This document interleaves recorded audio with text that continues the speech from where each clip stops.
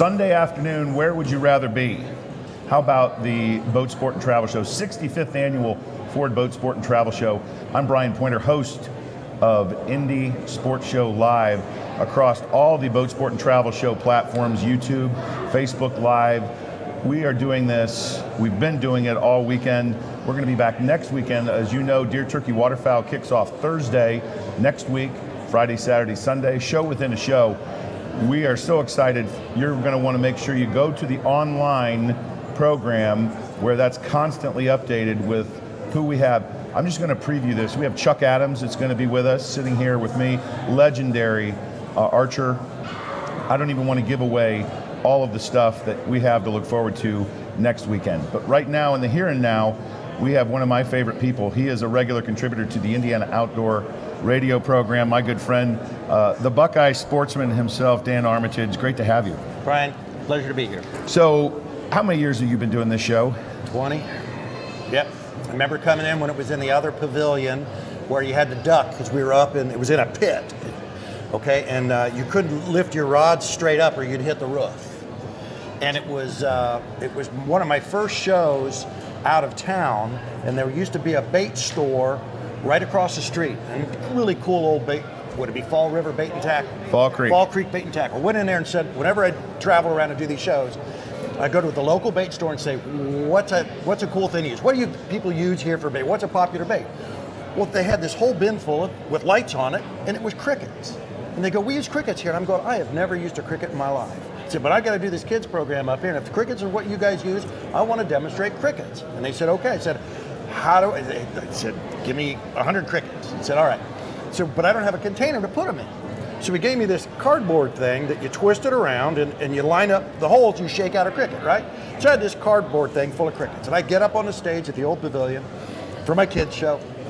And I've got all my stuff around me and I'm kind of talking, say, well now folks, we're going to use crickets. You know, I'm not familiar with crickets, but we're going to use crickets. So I opened the thing of crickets and shook a cricket out, and I put the cricket thing down on the thing. This isn't going to end well. Oh no, it's not at all, man. I'm up there and I'm casting with it, and I got a little kid up there with me, and it's like, you know, we're kind of watching the bomber. And suddenly I realized my legs are itching. I'm going, oh my God. And I look down on the deck, and it's covered with crickets because I forgot to shut it. So all the crickets got out of the thing, and they were crawling up my socks. And once they got above my socks, they were on my bare leg. Oh. And I'm like, you know, I didn't know the Renfros very well. I'm thinking, man, I'm going to screw this up. And I finally said, folks, excuse me, but I got crickets in my pants. And they lost it. And I had to roll up my things and dust the crickets away. And at that time, it was Dan Renfro was my host. And Dan came over and said, Dan, that's one of the funniest things I've ever seen a show in my life. We want you to come back next year.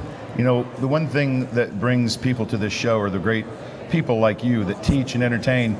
And you don't have much of a personality, so I wish you'd kind of step that up a little bit. That's why you have some of the biggest crowds teaching kids. You just got done doing a catfish seminar with stink bait. Stink baits. Oh yeah, we learned all about the best stink baits to use and why cat fishermen use stink baits, and learned that one of the best ways to wrap turkey hearts and turkey livers is with old pantyhose. See, you never know what you're going to get on Indy Sports Show Live. No, you don't. Let's talk about you for a little bit. Longest running outdoor radio program in Ohio? All Ohio. Chip Hart's got a year on me with Big Outdoors down at WLW, but he covers 3 states. And you're just, it's all hook and bullet. All hook and bullet. When I was 10 years old, the old American Sportsman was on TV, right? Kirk Gowdy. Kirk Gowdy. And I'd go down in my basement every Sunday after the NBA game, where my dad was down there smoking a pipe, knowing that Kirk Gowdy was going to be on, hoping that he'd come to Ohio, hoping he'd come and fish the Olentangy River, okay? And the son of a gun never did, and it pissed me off. All right, I'm a little kid, I'm going, my God, I know where the good bluegills holes are and that sort of thing, and I vowed at that time, if I ever had a chance to do a radio show or a TV show, it'd be all Ohio, all hunting and fishing, wouldn't go out of state, so that the kids like me could relate. And you know, as simple as that, and here you are, 20 plus years? 20 plus, yeah, 25. We're at our 25th season this year. You got 5 more years than I do on Indiana Outdoors Radio. This is our 20th season. Well, it kind of shows because you're not real, I don't know, you need a little bit more direction, I think, with your dialogue. Yeah. But 5 years from now, you'll get there. All right, we're talking about you now. So you're you're a captain, you're a boat captain, you're a podcaster, you're an author, you're a writer, you're a radio show. You kind of been there, done that. You got this. You got this all figured out. Well, pretty much. The author thing I'm still looking at. I think writing a book. All my buddies that have written books have said, Dan, we lost money, and so I've stayed away from doing the book thing. My captain's license, when I graduated from the Ohio State University, I moved to Key West, Florida, because I knew it was the best place in the world to fish. And I lived in a tent at a campground there, got a job on a lobster boat, and then on a dive boat, and then on a charter boat, and finally started selling radio time. I got my start WKWF radio in Key West selling time for Boog Powell. Boog Powell was one of my big clients, the baseball booth.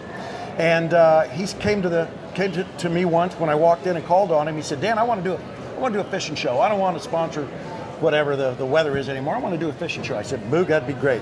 Let's sign you up. Finally, I go, Boog, who do you want your talent to be? Who do you want to be the person giving the fishing report? He said, well, I want you. I said, well, Boog, I'm not an on-air guy. You know, I'm a sales guy. He goes, well, I know you fish, and you fished out of my marina before. I want somebody who I know knows what he's doing, so never mind. I said, That's okay, why you've Boog. been so successful in the radio business. You have a face for radio. There we go. I got back to the station, Brian, and the station owner was standing at my desk. You're going on the air in a week doing a fishing report. And that's because the money. That's when Boog was doing the less filling, better taste Miller beer. Yep. So they financed the whole thing. And that's how I got my start. Outdoor writing was writing copy for an outdoor report, for a fishing report for Boog Powell. You know, you've got a passion for kids, and you do that here at this show, and you make it better and different all the time. Why the kids? Same reason as watching Kurt Gowdy and hoping he'd come to Ohio. I'd come to these shows when I used to be editor of Ohio Fisherman Magazine and Great Lakes Fisherman Magazine. We do all these shows. There was never anything for kids. There was never anybody doing anything directing for. It was all bass bubbas up there pitching spinner baits and, you know, people doing what they do. So I said, one thing I want to do is I want to do something just for kids, and the other thing I want to do is I want to do something that people can come and do now as soon as they leave the show.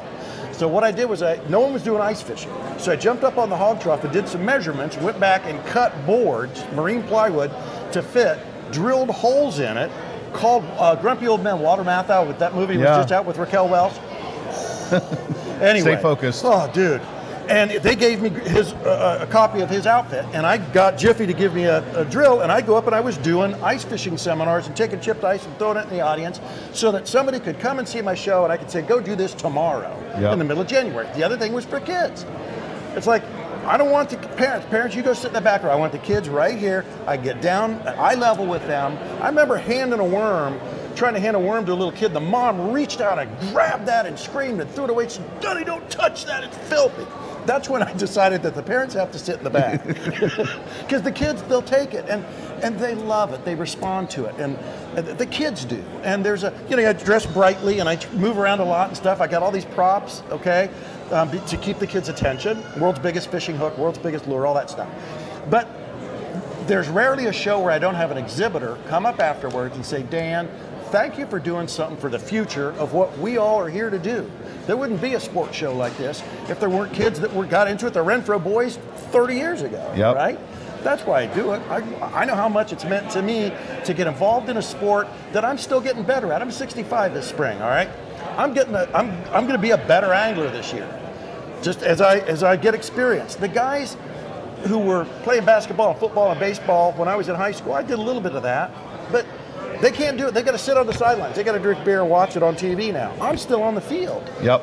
65 years this show's been happening. I don't think I've missed a boat sport and travel show in 40 of those 65 years. Wow. And you talk about your relationship. You see a lot of different shows. I do. You travel around. I do. What's so special about Indianapolis, Renfro Productions? How do they... This is the largest sports show in the country. Right. What do you see? They're adapted. One, they're passionate. It's the Renfro boys, the Renfro family. It's a family business, okay? Yep. They all grew up with it. I can remember coming to this show. Well, there's some stories, okay? But they love the show. And the Renfros are always looking for changes, okay? As this has evolved from the 4 years that we've been doing this. They moved us away from the toilets this year. That was good. That was good because there was a little bit of backlash there. You could, there was that one guy in trouble. Remember, we had to shut the door. Anyway, it's because they'll adapt. You know, we're doing these Ask the Pro seminars with the stink bait guys. You know, Kevin will call me in July and say, "What do you think we should do? You know, what's another good? Dan, what are you thinking about? What would be a good whatever it is?" And they're willing to try it and then change it if they need to. Okay, that's what makes them better. they're attracting the bait and tackle guys over here in Tackle Town. It used to be in the old shows, man, you walked away with some rods and a pocket full of lures, and you got to see the bear wrestling, and you got to be entertained, but you got to buy stuff. It's a rare show now that's not dominated by boats or travel or whatever, and you can't buy tackle, you can't buy stuff there. And they've made sure, I don't know what kind of deals they're cutting with exhibitors, but you can still come to Tackle Town and not leave that room and spend an entire day getting entertained, educated, and buying stuff that works. And you know, that's what we like to do here with Indie Sports Show Live, is entertain first and foremost. There you go. Because people are going to watch this, but also to educate just a little bit. Speaking of things adapting and changing, you're an empty nester now. I am. And you're hunting with your wife. I am, and I'm surprised that you know about that. Yes, yes. Tell her to stop calling. She's calling for tips, I hope.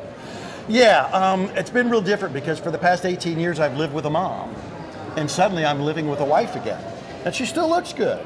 After a couple beers, still looks really good. No, we edit that out. We do get along really well, but it's fun because now she's not a mom anymore. You she's went a deer wife hunting again. this year with her? I did. It got lucky. She missed the same deer so many times she named it. A doe from her ground blind. She was hitting the inside of the blind. She said, I don't know why my arrows aren't going. I'm looking at all these holes through the blind where the scope was above through the shooting window. Yeah. But of course, you know, there's this much differential. Yeah. She was shooting through and hitting the, I mean, every way that she could miss a deer, she has. Okay. That's why they call it hunting, yes. Not getting. Yes.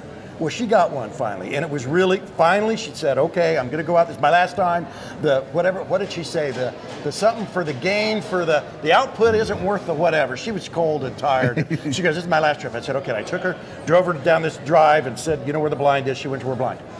Well, I went to pick her up, and she comes back at dark, and she's kind of, you know, being kind of quiet. She goes, I think I hit one. I said, really? She goes, yeah.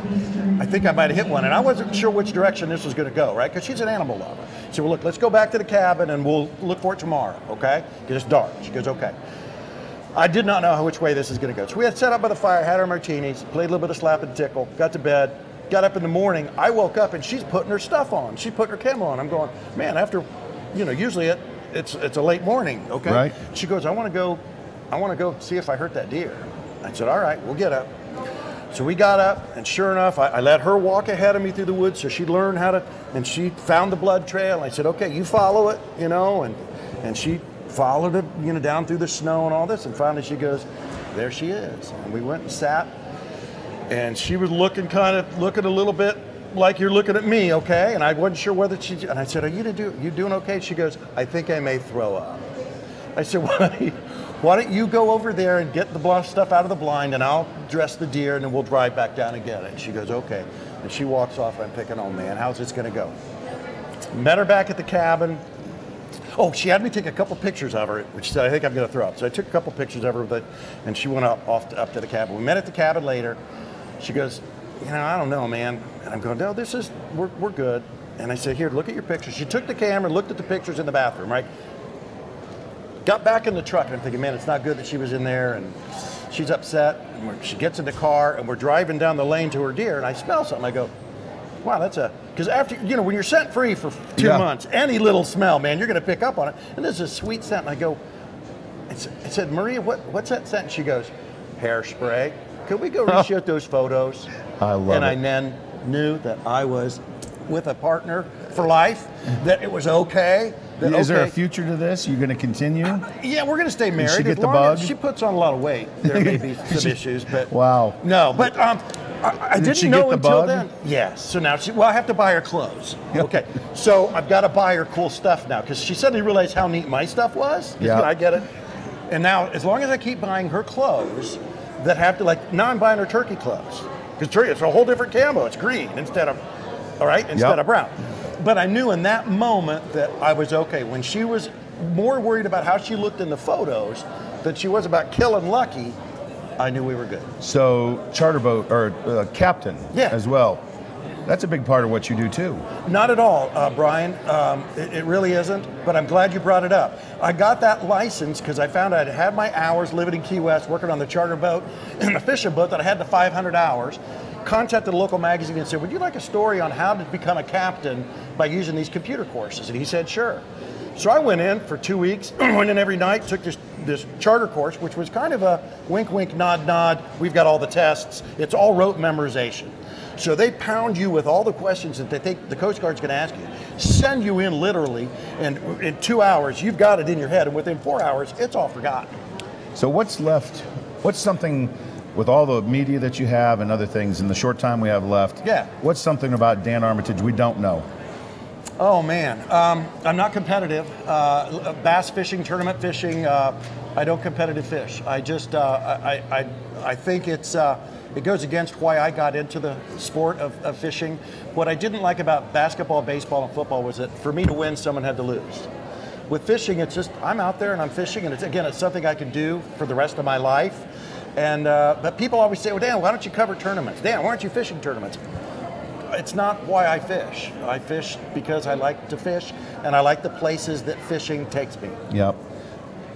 Your radio show, I know that opens up a lot of doors, a lot of fun personalities. It really does. Who, as you look back in your distinguished radio career, anybody stand out as a memorable interview on your show?